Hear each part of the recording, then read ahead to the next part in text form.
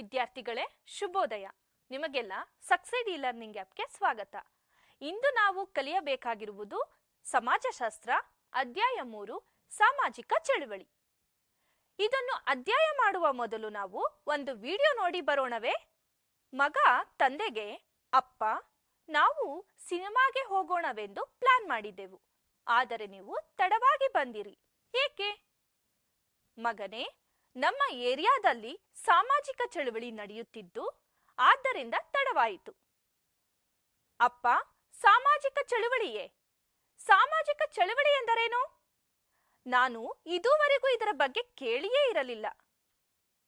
ಮಗನೇ, ಚಿಂತಿಸಬೇಡ, ನಾನು ನಿನಗೆ ಎಲ್ಲವನ್ನು ಮೊಬೈಲ್ ಫೋನಿನಲ್ಲಿ ಸಕ್ಸೀಡ್ ಆಪ್ ಅನ್ನು ಆನ್ ಮಾಡಿ ಅಲ್ಲಿ ಸಾಮಾಜಿಕ ಚಳುವಳಿಯ ಬಗ್ಗೆ ವಿವರವಾಗಿ ತಿಳಿಸ್ಕೊಡ್ತೇನೆ.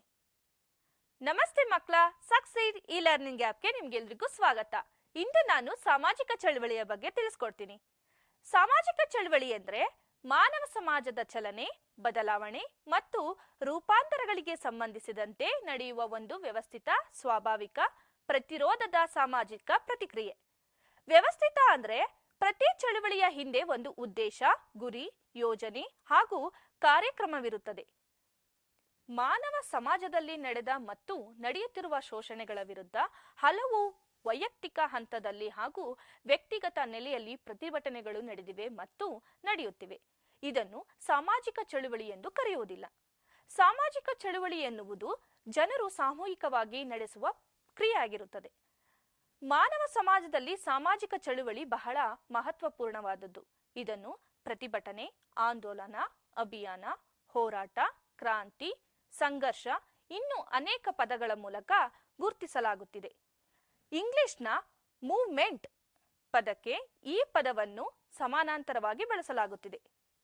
ಸಾಮಾಜಿಕ ಚಳುವಳಿಗಳು ಜನ ಸಮುದಾಯಕ್ಕೆ ಅಗತ್ಯ ಆಶೋತ್ತರಗಳನ್ನು ಅಭಿವ್ಯಕ್ತಪಡಿಸಲು ಇರುವ ಒಂದು ಸಾಮಾಜಿಕ ವೇದಿಕೆ. ಪ್ರತಿ ಸಾಮಾಜಿಕ ಚಳುವಳಿಗಳು ಹೊಸ ಸಾಮಾಜಿಕ ವರ್ತನಾ ಮಾದರಿಗಳನ್ನು ರೂಪಿಸುತ್ತಲೇ ಇರುತ್ತವೆ. ಕೈಗಾರೀಕರಣದ ನಂತರ ಉಂಟಾದ ಪ್ರಾಕೃತಿಕ ಸಂಪನ್ಮೂಲಗಳ ದುರ್ಬಳಕೆಯ ಕಾರಣದಿಂದ ಅನೇಕ ಸಾಮಾಜಿಕ ಚಳುವಳಿಗಳು ನಡೆದವು.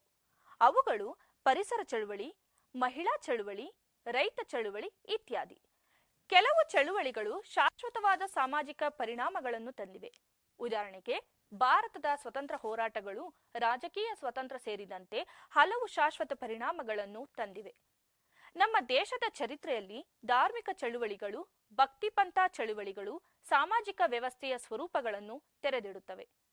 ಧರ್ಮ ಜಾತಿಯ ಆಧಾರದ ದಬ್ಬಾಳಿಕೆ, ದೌರ್ಜನ್ಯ, ಕರ್ಮ ಸಿದ್ಧಾಂತಗಳ ಪರಂಪರೆ, ಜಮೀನ್ದಾರರು, ಸಮಾಂತರ ದೌರ್ಜನ್ಯ ಮತ್ತು ಅಪಮಾನಗಳ ವಿರುದ್ಧ ಮಹಾವೀರ ಬುದ್ಧ, ಬಸವಣ್ಣ, ಶರಣರು, ಸೂಫಿಗಳು, ದಾಸರು, ಅಂಬೇಡ್ಕರ್ ಇನ್ನೂ ಮುಂತಾದವರು ನಡೆಸಿದ ಚಳುವಳಿಗಳು ಜನರಲ್ಲಿ ಬಿಡುಗಡೆಯ ಬೆಳಕನ್ನು ತಂದವು.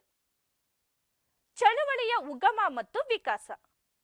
ಸಾಮಾನ್ಯವಾಗಿ ನಮ್ಮ ದಿನನಿತ್ಯ ಜೀವನದಲ್ಲಿ ಅದೆಷ್ಟೋ ಚಿಕ್ಕ ಪುಟ್ಟ ಘರ್ಷಣೆಗಳು, ಘಟನೆಗಳು ಸಾಮಾಜಿಕ ಗುಂಪುಗಳಲ್ಲಿ ನಡೆಯುತ್ತಿರುತ್ತವೆ. ಇವು ಆ ಕ್ಷಣಕ್ಕೆ ಮಾತ್ರ ಉದ್ಭವಿಸಿ ಮಾಯವಾಗುತ್ತದೆಯಾದರೂ ತಾತ್ಕಾಲಿಕ ಸಮಯದಲ್ಲಿ ಸಂಚಲನವನ್ನುಂಟು ಮಾಡುವುದರಿಂದ ಇವುಗಳನ್ನು ಚಳುವಳಿಯ ಪ್ರಾರಂಭದ ಹಂತಗಳೆಂದು ಗುರುತಿಸುತ್ತೇವೆ. ಇವುಗಳೇ ಸಾಮಾಜಿಕ ಚಳುವಳಿಯ ಉಗಮ. ಉದಾಹರಣೆಗೆ ಜನಮಂದೆ, ದೋಂಬಿ, ಗಲಭೆ ಇತ್ಯಾದಿಗಳು. ಜನಮಂದೆ. ಜನಮಂದೆ ಎಂದರೆ ಜನರು ಆಕಸ್ಮಿಕವಾದ ಕಾರಣದಿಂದ ಹೆಚ್ಚಿನ ಸಂಖ್ಯೆಯಲ್ಲಿ ಸೇರಿ ತಾತ್ಕಾಲಿಕವಾಗಿ ನಡೆಸುವ ಆಲೋಚನೆ, ಭಾವನೆ ಹಾಗೂ ವರ್ತನೆಗಳನ್ನು ಸಮೂಹ ವರ್ತನೆ ಎನ್ನಬಹುದು. ಉದಾಹರಣೆಗೆ, ರಸ್ತೆ ಅಪಘಾತ ನಡೆದಾಗ ಸೇರುವ ಜನರ ವರ್ತನೆಯನ್ನು ಜನಮಂದೆಯ ವರ್ತನೆ ಎನ್ನುತ್ತಾರೆ. ಯಾವುದೇ ಪೂರ್ವ ಯೋಜನೆ ಇಲ್ಲದೆ ಅನಿಶ್ಚಿತವಾಗಿ ಒಂದು ಆಸಕ್ತಿಯ ಸುತ್ತ ನೆರೆದಿರುವ ಜನರಾಶಿಯೇ ಜನಮಂದೆ. ಉದಾಹರಣೆಗೆ, ಚಲನಚಿತ್ರ ಮಂದಿರದ ಹತ್ತಿರ ಟಿಕೆಟ್ ಪಡೆಯಲು, ರಸ್ತೆ ಅಪಘಾತವಾದಾಗ ಸೇರುವ ಜನರ ಗುಂಪು ಇತ್ಯಾದಿ. ದೋಂಬೆ ಗಲಭೆ. ದೋಂಬೆ ಗಲಭೆ ಎಂಬುದು ಜನಮಂದೆ ವರ್ತನೆಯ ಮತ್ತೊಂದು ಮಾದರಿ. ಹಿಂಸಾತ್ಮಕ ಹಾಗೂ ವಿನಾಶಾತ್ಮಕ ಸ್ವರೂಪದ ಜನಮಂದೆಯ ವರ್ತನೆಯನ್ನು ದೋಂಬೆ ಅಥವಾ ಗಲಭೆ ಎಂದು ಕರೆಯುತ್ತಾರೆ. ದೋಂಬೆ ಗಲಭೆಗಳಲ್ಲಿ ವಿವಿಧ ಸಮಾಜಘಾತಕ ಗುಂಪುಗಳು ತಮ್ಮ ಹಿತಾಸಕ್ತಿಗಳನ್ನು ಬಳಸಿಕೊಳ್ಳುವ ಉದ್ದೇಶದಿಂದಲೇ ಸಾರ್ವಜನಿಕ ಆಸ್ತಿಪಾಸ್ತಿಗಳನ್ನು ಹಾಳು ಮಾಡುತ್ತವೆ. ದೋಂಬೆ ಗಲಭೆಗಳಿಗೆ ಉದಾಹರಣೆಗಳು ಎಂದರೆ ಕೋಮು ಗಲಭೆ, ಜಾತಿ ಗಲಭೆ, ಜನಾಂಗೀಯ ಕಲಹ, ರಾಜಕೀಯ ಗುಂಪುಗಳ ನಡುವಿನ ಘರ್ಷಣೆ ಇತ್ಯಾದಿ. ದೋಂಬಿ ಅಥವಾ ಗಲಭೆ. ದೋಂಬಿ ಅಥವಾ ಗಲಭೆ ಎಂಬುದು ಜನಮನೆ ವರ್ತನೆಯ ಮತ್ತೊಂದು ಮಾದರಿ. ಹಿಂಸಾತ್ಮಕ ಹಾಗೂ ವಿನಾಶಾತ್ಮಕ ಸ್ವರೂಪದ ಜನಮಂದೆಯ ವರ್ತನೆಯನ್ನು ದೋಂಬಿ ಅಥವಾ ಗಲಭೆ ಎಂದು ಕರೆಯುತ್ತಾರೆ. ಅಪ್ಪ, ನನಗೆ ದೋಂಬಿ ಎಂದರೆ ಅರ್ಥವಾಯಿತು. ದೋಂಬಿ ಹಿಂಸೆ ಎಂದರೇನು? ದೋಂಬಿ ಅಥವಾ ಗಲಭೆಗಳಲ್ಲಿ ವಿವಿಧ ಸಮಾಜಘಾತಕ ಗುಂಪುಗಳು ತಮ್ಮ ಹಿತಾಸಕ್ತಿಗಳನ್ನು ಬಳಸಿಕೊಳ್ಳುವ ಉದ್ದೇಶದಿಂದಲೇ ಸಾರ್ವಜನಿಕ ಆಸ್ತಿಪಾಸ್ತಿಗಳನ್ನು ಹಾಳು ಮಾಡುತ್ತವೆ. ದೋಂಬಿ ಅಥವಾ ಗಲಭೆಗಳಿಗೆ ಉದಾಹರಣೆ ಎಂದರೆ ಕೋಮು ಗಲಭೆ, ಜಾತಿ ಗಲಭೆ, ಜನಾಂಗೀಯ ಕಲಹ, ರಾಜಕೀಯ ಗುಂಪುಗಳ ನಡುವಿನ ಘರ್ಷಣೆ ಇತ್ಯಾದಿ. ದೋಂಬಿ ಅಥವಾ ಗಲಭೆಗಳು ದೀರ್ಘಕಾಲ ನಡೆಯಲಾರವು. ಒಂದು ಹಂತಕ್ಕೆ ಅವು ಕೊನೆಗೊಳ್ಳುತ್ತವೆ. ಅಧಿಕಾರಿಗಳ ಸಮಯ ಪ್ರಜ್ಞೆ, ಪೊಲೀಸ್, ರಕ್ಷಣಾ ಪಡೆ ಮತ್ತು ಕಾನೂನು ಮುಂತಾದ ಸಾಧನಗಳ ಮೂಲಕ ದೋಂಬಿ ಅಥವಾ ಗಲಭೆಗಳನ್ನು ನಿಯಂತ್ರಿಸಬಹುದು. ಪರಿಸರ ಚಳುವಳಿಗಳು. ಪರಿಸರ ಚಳುವಳಿ ಎಂದರೆ ಪರಿಸರದಲ್ಲಿರುವ ಜೀವ ಜಗತ್ತಿನ ಸಂರಕ್ಷಣೆಯನ್ನು ವೈಜ್ಞಾನಿಕವಾಗಿ ಪ್ರತಿಪಾದಿಸುವ ಚಳುವಳಿ. ನಮ್ಮ ಸುತ್ತಮುತ್ತಲಿನ ಭೂಮಿ, ಗಾಳಿ, ನೀರು ಸೇರಿದಂತೆ ಇಡೀ ಜೀವಮಂಡಲವನ್ನು ನಾಶ ಮಾಡುತ್ತಿರುವುದು ಮತ್ತು ಕಲುಷಿತ ಮಾಡುತ್ತಿರುವುದನ್ನು ವೈಜ್ಞಾನಿಕವಾಗಿ ಪ್ರತಿಭಟಿಸುವ ಚಳುವಳಿಯೇ ಪರಿಸರ ಚಳುವಳಿ ಎನ್ನುತ್ತಾರೆ. ಉದಾಹರಣೆಗೆ, ಜಾರ್ಖಂಡ್ ಮುಕ್ತಿ ಮೋರ್ಚಾ 1973ರಲ್ಲಿ ಪ್ರಾರಂಭವಾಗಿದ್ದರೂ ಸುಮಾರು 1930ಕ್ಕೂ ಮೊದಲೇ ಆದಿವಾಸಿಗಳಲ್ಲಿದ್ದ ವಿದ್ಯಾವಂತರು ಜಾರ್ಖಂಡ್ ಪ್ರದೇಶದ ಉಕ್ಕು ಸೇರಿದಂತೆ ಅನೇಕ ಸ್ವಾಭಾವಿಕ ಸಂಪನ್ಮೂಲಗಳ ಮೇಲೆ ಹೊರಗಿನ ಬಂಡವಾಳಶಾಹಿ ಕೈಗಾರಿಕೆಗಳು ಹಿಡಿತ ಸಾಧಿಸಿ ಸ್ಥಳೀಯರನ್ನು ನಿರ್ಗತೀಕರಣಕ್ಕೆ ಒಳಪಡಿಸಿದ್ದನ್ನು ವಿರೋಧಿಸಿದ್ದರು. ಜಾಗತಿಕ ತಾಪಮಾನದಲ್ಲಿನ ಹೆಚ್ಚಳ, ಜನಸಂಪನ್ಮೂಲಗಳ ಮೇಲೆ ನಡೆಯುತ್ತಿರುವ ದೌರ್ಜನ್ಯ ಇನ್ನೂ ಮುಂತಾದವುಗಳನ್ನು ವಿರೋಧಿಸಿ ನಡೆಯುತ್ತಿರುವ ಚಳುವಳಿಗಳೆಲ್ಲವೂ ಪರಿಸರ ಚಳುವಳಿಗಳಾಗಿವೆ. ಈಗ ಕೆಲವು ಪ್ರಮುಖ ಚಳುವಳಿಗಳನ್ನು ಸಂಕ್ಷಿಪ್ತವಾಗಿ ಪರಿಚಯ ಮಾಡಿಕೊಳ್ಳೋಣ. ಚಿಪ್ಕೋ ಚಳುವಳಿ. ಉತ್ತರ ಪ್ರದೇಶದ ತೆರ್ಹಿ ಗರ್ವಾಲ್ ಜಿಲ್ಲೆಯ ರೆನಿ ಗ್ರಾಮದಲ್ಲಿ 2500 ಮರಗಳನ್ನು ಕಡಿಯಲು ಸರ್ಕಾರವು ಅನುಮತಿ ನೀಡಿತು. ಇದರಿಂದ ಅರಣ್ಯ ನಾಶವಾಗಿ ಪರಿಸರ ಹಾಳಾಗುತ್ತದೆ ಎಂದು ಯೋಚಿಸಿದ ಅಲ್ಲಿನ ಮಹಿಳೆಯರೇ ಮುಂದಾಗಿ ಯಾವ ಆಮಿಷ ಮತ್ತು ಬೆದರಿಕೆಗಳಿಗೆ ಮಣಿಯದೆ ಮರಗಳನ್ನು ತಬ್ಬಿಕೊಂಡರು. ಇದೇ ಅಪ್ಪಿಕೋ ಅಥವಾ ಚಿಪ್ಕೋ ಚಳುವಳಿ. 1974ರಲ್ಲಿ ಒಬ್ಬ ಮಹಿಳೆಯ ಸಮಯ ಸ್ಫೂರ್ತಿಯಿಂದಾದರೂ ಅದರ ಪರಿಣಾಮ ದೂರಗಾಮಿಯಾಗಿ ಸರ್ಕಾರವೇ ಕೊಟ್ಟ ಅನುಮತಿ ರದ್ದಾಯಿತು. ಅಪ್ಪ, ಆ ಮಹಿಳೆಗೆ ತುಂಬಾ ಧೈರ್ಯವಲ್ಲವೇ? ಸರ್ಕಾರದ ಅನುಮತಿಯನ್ನೇ ತಡೆದದ್ದು ಎಂತಹ ಸ್ಫೂರ್ತಿದಾಯಕ ಚಳುವಳಿಯಲ್ಲವೇ? ಹೌದು ಮಗನೇ, ಇದೇ ರೀತಿಯ ಚಳುವಳಿ ಕರ್ನಾಟಕದಲ್ಲೂ ಆಯಿತು. ಅದು ಕರ್ನಾಟಕದ ಅಪ್ಪಿಕೋ ಚಳುವಳಿ. ಉತ್ತರ ಕನ್ನಡ ಜಿಲ್ಲೆಯ ಸಲ್ಯಾನಿ ಗ್ರಾಮದ ರೈತರು 1983ರಲ್ಲಿ ಅಪ್ಪಿಕೋ ಚಳುವಳಿಯನ್ನು ನಡೆಸಿದರು. ಕಲಸೆ ಅರಣ್ಯದಲ್ಲಿ ಗುತ್ತಿಗೆದಾರರು ಮರ ಕಡಿಯಲು ಬಂದಾಗ ಅದನ್ನು ತಡೆಯಲು ಸ್ಥಳೀಯ ಜನರು ಮರಗಳನ್ನು ಅಪ್ಪಿಕೊಳ್ಳುವುದರ ಮೂಲಕ ಪ್ರತಿಭಟಿಸಿದರು.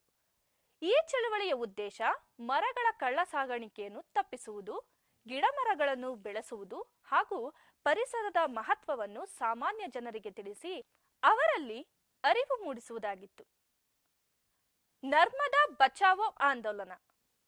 ಗುಜರಾತ್ ರಾಜ್ಯದ ಸರ್ದಾರ್ ಸರೋವರ ಯೋಜನೆಯಡಿಯಲ್ಲಿ ನರ್ಮದಾ ನದಿಗೆ ಕಟ್ಟಲಾದ ಅಣೆಕಟ್ಟು ನಿರ್ಮಾಣ ಅಲ್ಲಿನ ಸ್ಥಳೀಯ ಜನರನ್ನು ಮತ್ತು ಬುಡಕಟ್ಟು ಜನರನ್ನು ನಿರ್ಗತೀಕರಣಕ್ಕೆ ಒಳಪಡಿಸಿತ್ತು. ಪರಿಸರವನ್ನು ಸಂರಕ್ಷಿಸಬೇಕೆಂದು ಪರಿಸರ ಪ್ರೇಮಿಯಾದ ಮೇಧಾ ಪಾಟ್ಕರ್ ರವರ ನೇತೃತ್ವದಲ್ಲಿ ಒಂದು ದೀರ್ಘಕಾಲ ಬಹುದೊಡ್ಡ ಚಳುವಳಿಯನ್ನು ನಡೆಸಿದರು.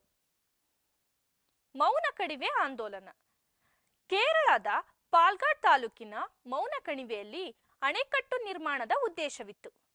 ಇದರಿಂದ ಪರಿಸರದ ನಾಶದ ಜೊತೆಗೆ ಅನೇಕ ಜೀವ ಪ್ರಭೇದಗಳು ಜೀವಿಸಲು ತೊಂದರೆಯಾಗುತ್ತಿತ್ತು. ಆದ್ದರಿಂದ ಕೇರಳ ಶಾಸ್ತ್ರ ಸಾಹಿತ್ಯ ಪರಿಷತ್ತು ಮತ್ತು ವನ್ಯಮೃಗ ಆಸಕ್ತರು ಅಣೆಕಟ್ಟಿನ ನಿರ್ಮಾಣದ ವಿರುದ್ಧ ಚಳುವಳಿಗಳನ್ನು ನಡೆಸಿದರು. ಆದ್ದರಿಂದ ಅಲ್ಲಿ ಅಣೆಕಟ್ಟು ನಿರ್ಮಾಣವಾಗದೆ ಅನೇಕ ಜೀವ ಸಂಕುಲಗಳನ್ನು ಸಂರಕ್ಷಿಸುವಲ್ಲಿ ಯಶಸ್ವಿಯಾಯಿತು. ಕರ್ನಾಟಕ ಕರಾವಳಿ ತೀರದ ಪರಿಸರ ಚಳುವಳಿ.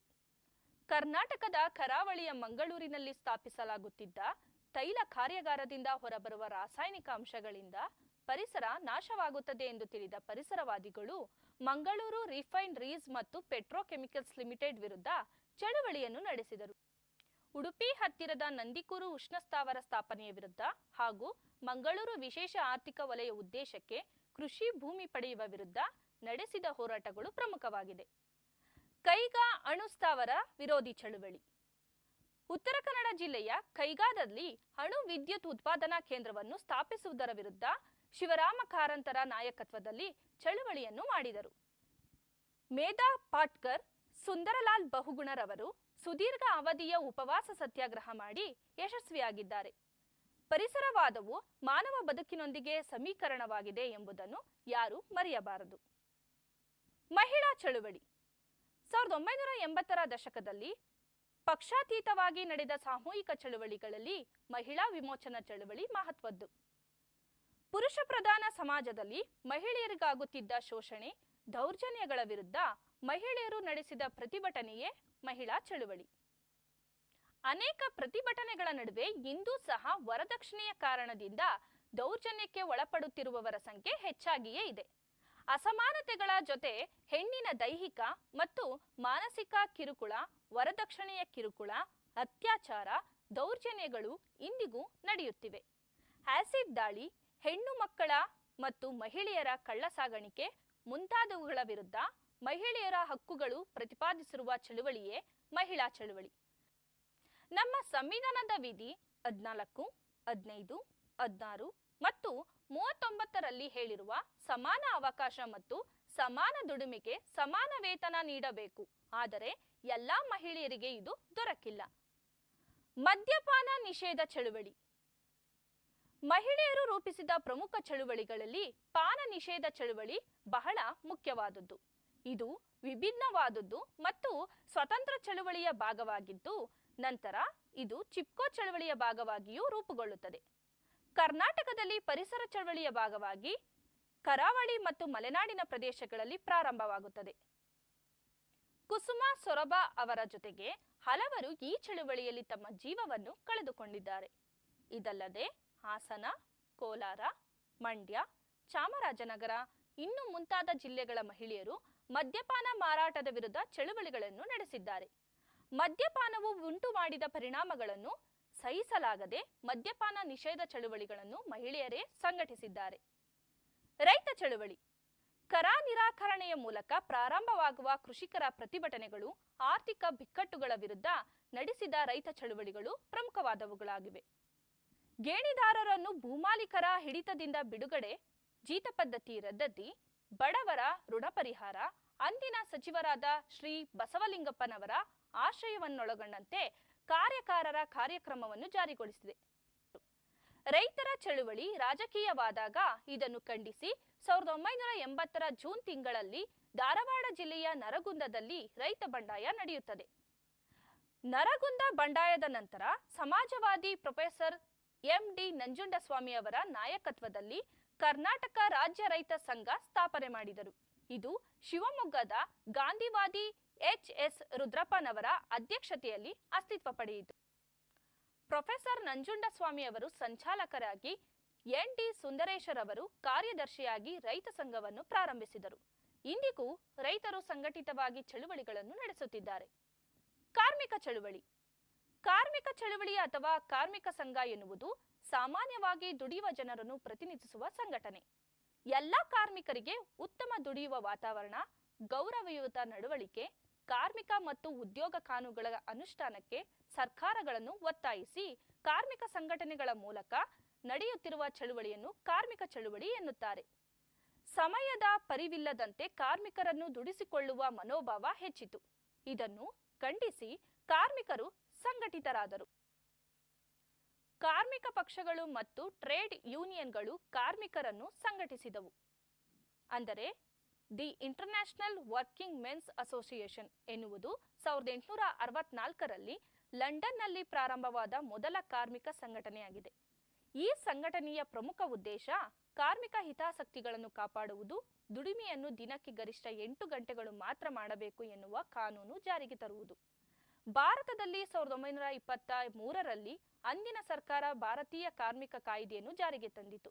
1923ರ ಕಾರ್ಮಿಕ ಕಾಯ್ದೆಯ ಪ್ರಕಾರ ಸಂಘಟನೆಗಳಿಗೆ ಶಾಸನಾತ್ಮಕ ಮನ್ನಣೆ ದೊರೆಯಿತು. ಇಂದಿಗೂ ಕಾರ್ಮಿಕ ಹಿತಾಸಕ್ತಿಗಳಿಗೆ ಧಕ್ಕೆ ಬಂದಾಗ ಅದರ ವಿರುದ್ಧ ಚಳುವಳಿಗಳನ್ನು ನಡೆಸುತ್ತಾ ಇವೆ. ನಮ್ಮ ದೇಶದಲ್ಲಿ ಅನೇಕ ಸಂಘಟನೆಗಳು ಅಸ್ತಿತ್ವದಲ್ಲಿದ್ದು ತಮ್ಮ ಹೋರಾಟವನ್ನು ಮುಂದುವರೆಸುತ್ತಿವೆ. ಅಸ್ಪೃಶ್ಯತೆ ಆಚರಣೆ ವಿರೋಧಿ ಚಳುವಳಿ. ಶ್ರೇಣೀಕೃತ ಜಾತಿ ವ್ಯವಸ್ಥೆಯಲ್ಲಿ ಅಸ್ಪೃಶ್ಯತೆ ಎನ್ನುವುದು ಮಾನವ ವಿರೋಧಿ ನಡವಳಿಕೆಯಾಗಿದೆ. ಸಂವಿಧಾನವನ್ನು ಅಂಗೀಕರಿಸುವುದಕ್ಕೆ ಮೊದಲು ಅಸ್ಪೃಶ್ಯರನ್ನು ಮುಟ್ಟಬಾರದು, ಸಮೀಪಿಸಬಾರದು ಮತ್ತು ನೋಡಬಾರದು ಎಂಬ ಭಾವನೆ ಸಮಾಜದಲ್ಲಿ ಬಲವಾಗಿತ್ತು. ಅಸ್ಪೃಶ್ಯರು ಎನ್ನುವ ಕಾರಣಕ್ಕೆ ದಲಿತರ ಮೇಲೆ ನಡೆಯುವ ದೌರ್ಜನ್ಯದ ವಿರುದ್ಧ ನಡೆದ ಚಳುವಳಿಗೆ ಅಸ್ಪೃಶ್ಯತೆ ಆಚರಣೆ ವಿರೋಧಿ ಚಳುವಳಿ. ನಂತರ ಅಸ್ಪೃಶ್ಯತೆ ಆಚರಣೆ ವಿರೋಧಿ ಚಳುವಳಿಯ ಚರಿತ್ರೆ. ಇದನ್ನು 19ನೇ ಶತಮಾನದಿಂದ ಗುರುತಿಸಬಹುದು. ಮಹಾರಾಷ್ಟ್ರದ ಜ್ಯೋತಿಬಾ ಫುಲೆಯವರು ಅಸ್ಪೃಶ್ಯರು ಮತ್ತು ಹಿಂದುಳಿದ ವರ್ಗದವರನ್ನೊಳಗೊಂಡ ಚಳುವಳಿಯನ್ನು ಪ್ರಾರಂಭಿಸಿದರು. 1917ರಲ್ಲಿ ತಮಿಳುನಾಡು, ಕರ್ನಾಟಕ, ಆಂಧ್ರಪ್ರದೇಶ ಮತ್ತಿತರ ಭಾಗಗಳಲ್ಲಿ ಈ ಚಳುವಳಿಗಳು ಹುಟ್ಟಿಕೊಂಡವು. 1930ರ ದುಂಡು ಮೇಜಿನ ಪರಿಷತ್ನಲ್ಲಿ ಬಿ.ಆರ್. ಅಂಬೇಡ್ಕರ್ ಅವರು ತಾವು ಆಳುವ ವರ್ಗದವರಾಗಬೇಕೆಂದು ಅಸ್ಪೃಶ್ಯರಿಗೆ ಕರೆ ಕೊಟ್ಟರು. ಇವರ ಚಿಂತನೆ ಮತ್ತು ಹೋರಾಟದೊಂದಿಗೆ ಚಳುವಳಿಯು ತೀವ್ರ ಸ್ವರೂಪವನ್ನು ಪಡೆಯುತ್ತದೆ. ಅವರು ಮೂಕನಾಯಕ ಎಂಬ ಪತ್ರಿಕೆಯನ್ನು ಪ್ರಾರಂಭಿಸಿ ಬಹುದೊಡ್ಡ ಚಳುವಳಿಯನ್ನು ಮಾಡಿದರು. ಗಾಂಧೀಜಿಯವರು ಬ್ರಿಟಿಷ್ ಆಡಳಿತ ವಿರೋಧಿ ಚಳುವಳಿಯನ್ನು ಪ್ರಧಾನವಾಗಿ ಪರಿಗಣಿಸಿದರು. ಅಸ್ಪೃಶ್ಯತೆ ನಿವಾರಣೆ ಮಾಡಬೇಕೆಂಬ ಸುಧಾರಣಾವಾದಿಯಾಗಿಯೂ ಕೆಲಸ ಮಾಡಿ ಅವರಿಗೆ ಹರಿಜನ ಎಂದು ಹೆಸರು ಕೊಟ್ಟರು. ಅಪ್ಪ, ಇಂದಿಗೂ ನಮ್ಮ ಸಮಾಜದಲ್ಲಿ ಈ ಅಭ್ಯಾಸ ಮುಂದುವರೆದಿದೆಯಾ? ಹೌದು, ಇಂದಿಗೂ ವಿವಿಧ ಸಂಘಟನೆಗಳು ಈ ಆಚರಣೆಯ ವಿರುದ್ಧ ಚಳುವಳಿಗಳನ್ನು ನಡೆಸುತ್ತಲೇ ಇದ್ದಾರೆ. ಈ ಆಚರಣೆಯು ಕಾನೂನಿನ ಪ್ರಕಾರ ಅಪರಾಧ ಎಂಬುದನ್ನು ಎಲ್ಲ ಮಾನವರು ಅರ್ಥ ಮಾಡಿಕೊಳ್ಳಬೇಕು. ಮಗನೇ, ಈಗ ನಿನಗೆ ಸಾಮಾಜಿಕ ಚಳುವಳಿ ಎಂದರೆ ಚೆನ್ನಾಗಿ ಅರ್ಥವಾಗಿರಬೇಕಲ್ಲವೇ? ಮಕ್ಕಳೇ, ಇದು ನಿಮಗೆ ಆಸಕ್ತಿದಾಯಕವಾದದ್ದು ಮನನವಾಗಿದೆ ಎಂದು ಆಶಿಸುತ್ತೇನೆ. ನಿರಂತರ ಕಲಿಕೆಗಾಗಿ ಸಕ್ಸೀಡ್ ಇ ಲರ್ನಿಂಗ್ ಆ್ಯಪ್ ಅನ್ನು ವೀಕ್ಷಿಸಿ.